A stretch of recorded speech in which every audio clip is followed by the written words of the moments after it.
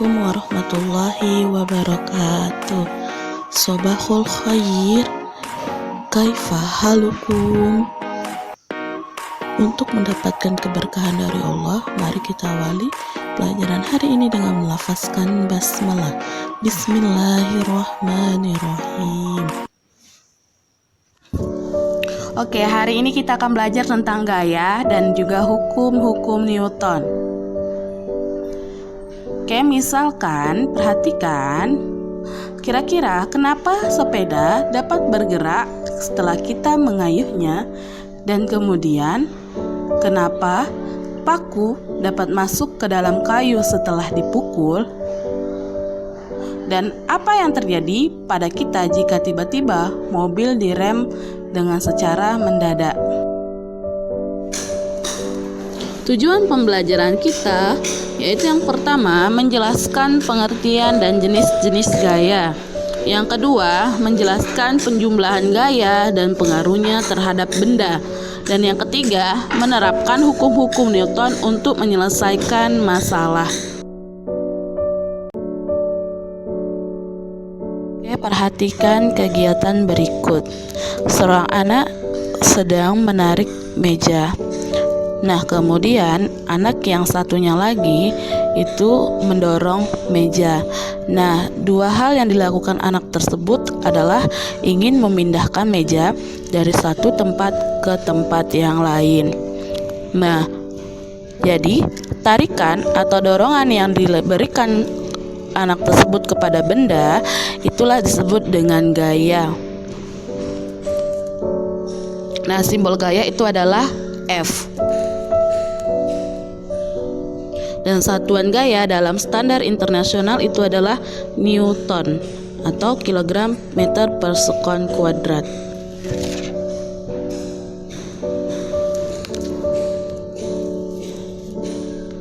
Nah, apakah alat untuk mengukur gaya? Nah, alat untuk mengukur gaya itu disebut dengan dinamometer atau neraca pegas.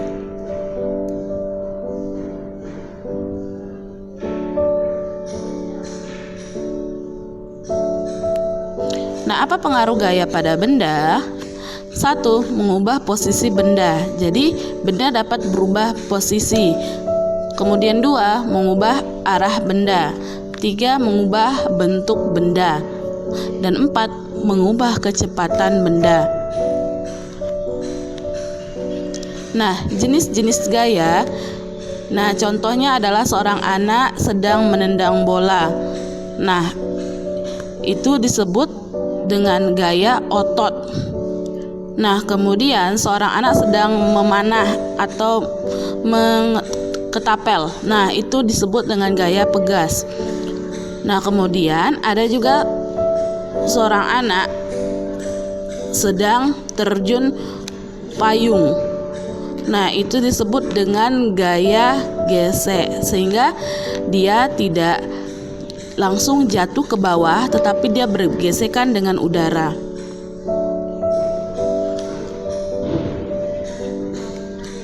Nah, ketiga jenis gaya ini disebut dengan gaya sentuh, yaitu gaya yang bekerja pada benda di mana terjadi sentuhan langsung pada bendanya. Nah, kemudian ini ada magnet dengan besi, disebut juga dengan gaya magnet.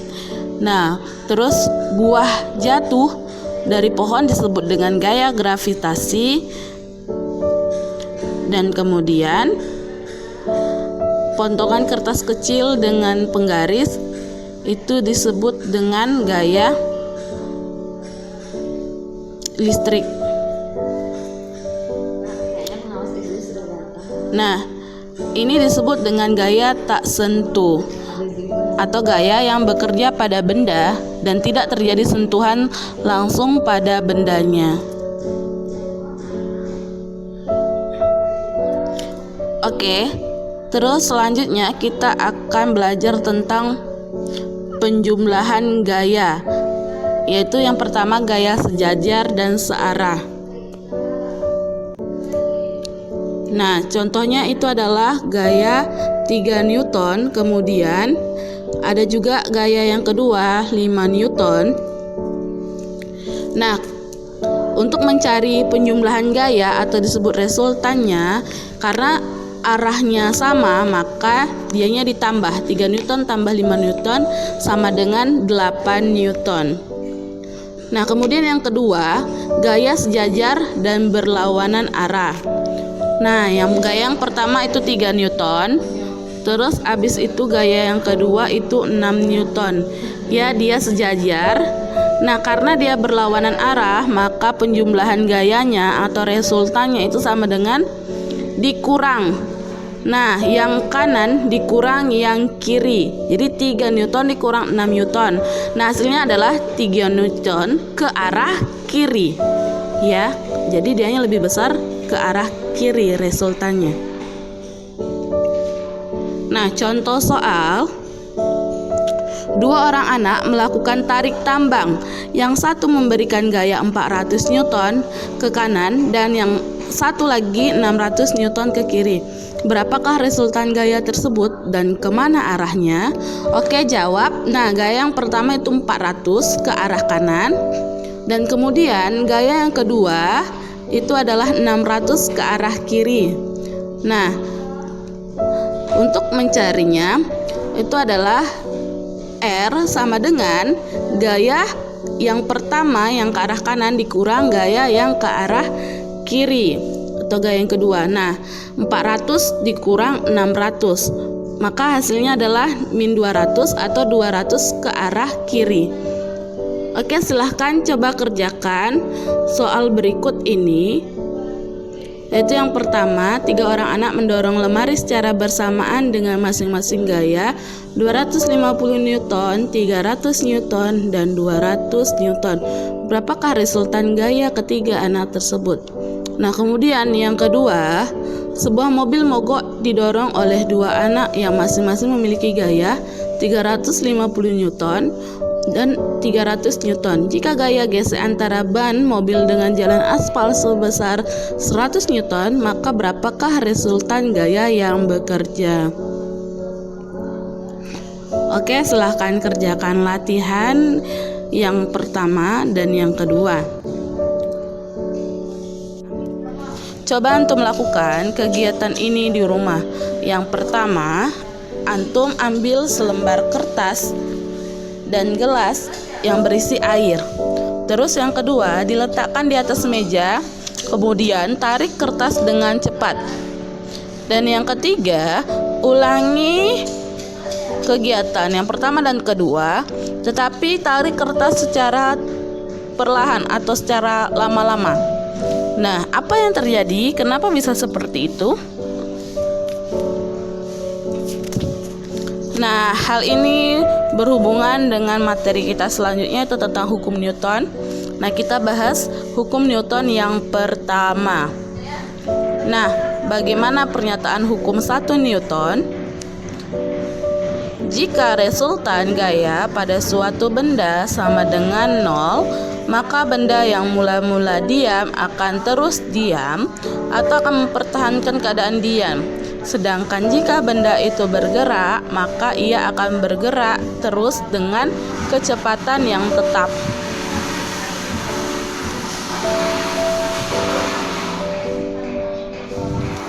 Nah, contohnya penerapan hukum 1 Newton itu adalah pada seorang pemain ski. Nah, ketika pemain meluncur tanpa menggerakkan tenaga, maka tidak ada gaya yang bekerja pada pemain tersebut. Tetapi pemain tersebut dapat terus meluncur dengan kecepatan yang hampir tetap. Hal ini dikarenakan karena lapangannya yang sangat licin, sehingga gaya yang terjadi hampir tidak ada atau sama dengan 0. Nah, yang kedua itu contohnya saat antum sedang naik bus. Nah, ketika bus direm mendadak, kita akan terdorong ke depan karena kita mempertahankan keadaan kita. Nah, atau ketika bus maju dengan secara tiba-tiba, maka kita akan terdorong ke belakang.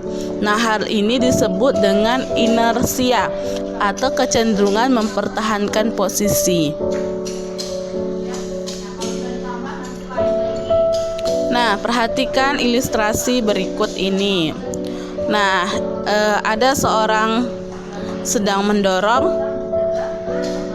mobil, dan kemudian yang gambar kedua ada dua orang sedang mendorong mobil.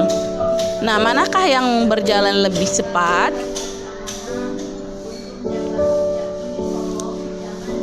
Nah, kira-kira yang lebih cepat itu adalah gambar yang kedua.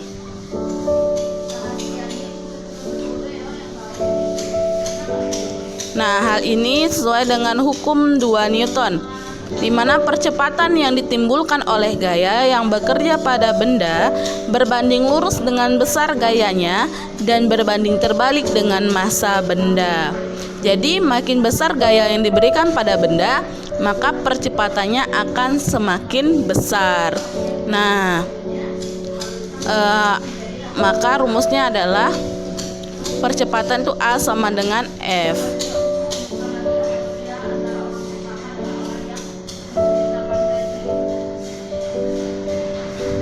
Nah, dengan gaya yang sama diberikan pada benda dengan beban berbeda, maka makin besar massa benda, maka semakin kecil percepatannya.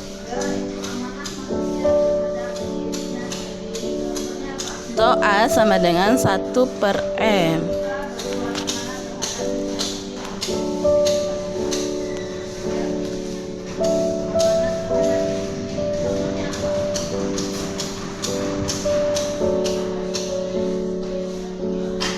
Nah, diperolehlah hubungan antara gaya, massa, dan percepatan.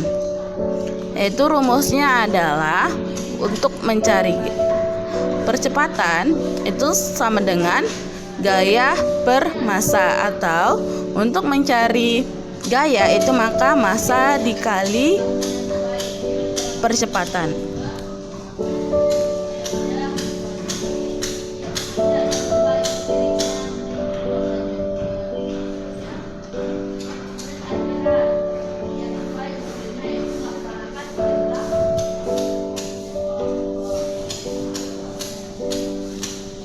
Oke, di mana keterangannya gaya atau F itu sama dengan satuannya Newton, A percepatan satuannya meter per sekon kuadrat, dan M massa benda itu satuannya adalah kilogram.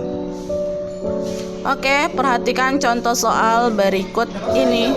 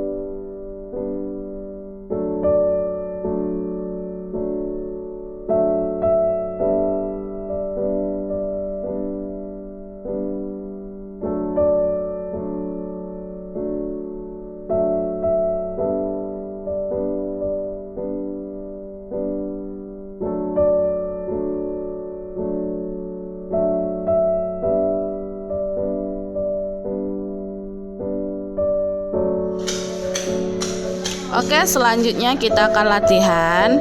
Ya, silahkan kerjakan ini di buku latihan antum. Yang pertama, sebuah mobil memiliki massa sebesar 50 kg, sedang didorong oleh 4 orang yang masing-masing mengeluarkan gaya 25 Newton. Berapakah percepatan yang dialami mobil tersebut? Yang kedua, perhatikan gambar. Nah, gambar tersebut ada gambar gaya yang berlawanan arah. Jadi sebuah benda dikenakan gaya seperti gambar di atas, bergerak dengan mengalami percepatan 1 meter per sekon kuadrat. Berapakah massa benda tersebut? Nah, perhatikan ilustrasi berikut ini. Ada seorang yang sedang menaik perahu.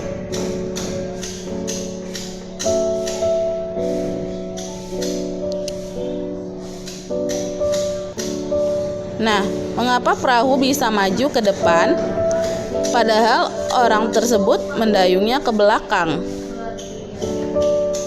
Ketika seorang mendayung perahu, pada waktu mengayunkan dayung, pendayung mendorong air ke belakang, disebut dengan aksi. Dan sebagai reaksinya, air akan memberi gaya pada dayung ke depan, sehingga perahu bergerak ke depan.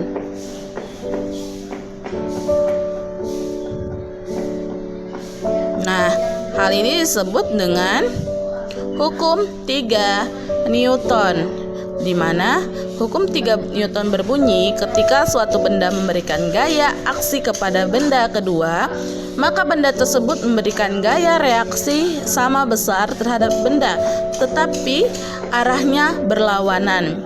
Atau dikatakan bahwa gaya aksi itu sama dengan negatif gaya reaksi.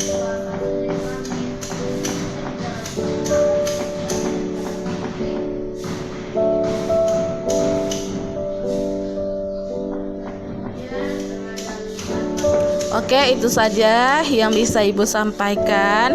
Mohon maaf jika Ibu ada kesalahan. Oke. Assalamualaikum warahmatullahi wabarakatuh.